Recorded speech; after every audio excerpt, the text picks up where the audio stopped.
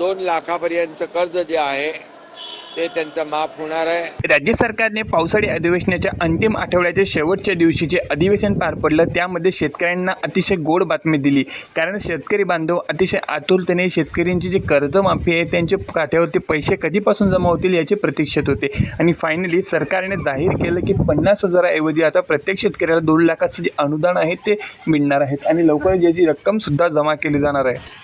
राज्याचे कृषी मंत्री दत्तात्रय भरणे यांनी वारकरी संप्रदायाला भेट दिली असताना त्यांना मीडियाने असे प्रश्न विचारले की तुम्ही जी कर्जमाफी आहे तिची तुम्ही तारीख अजून जाहीर केलेली नाही आहे. आधी 30 जून सांगितली होती, नंतर 5 जुलै सांगितले आणि अजून आता ते कुठली तारीख आहे ती तुम्ही फिक्स सांगा, जेणेकरून शेतकऱ्यांना समजणार आहे की खात्यामध्ये रक्कम कधी त्यांच्या खात्यावरती जमा होणार आहे. तर फायनली कृषी मंत्र्यांनी सुद्धा याची तारीख आहे ती जाहीर केलेली आहे आणि आता प्रत्येक शेतकरी बांधवांच्या खात्यावरती ही रक्कमसुद्धा जमा होणार आहे. याचा जो GR होता तो GR सुद्धा निर्गमित होत आहे. आपल्या देशाचे जे अर्थमंत्री आहे निर्मला सीतारामन त्यांनी सुद्धा याच्यावरती सही केलेली आहे आणि आता आपल्या राज्याचे जे अर्थमंत्री आहे त्यांची सुद्धा याच्यावरती फायनली सही झालेली आहे. आता जो अंतिम प्रस्ताव आहे तो राज्यपालांकडे केलेला आहे आणि येत्या 1 ते 2 दिवसामध्ये राज्यपाल देखील त्यावरती सही करणार आणि शेतकरी बांधवांच्या खात्यावरती पैसे जमा होणार अशी त्यांनी मीडियाला जी माहिती आहे ती सांगितलेली आहे. त्याच कारणाने आता प्रत्येक शेतकरी बांधवांच्या खात्यामध्ये ही रक्कम वर्ग करण्यात येणार आहे.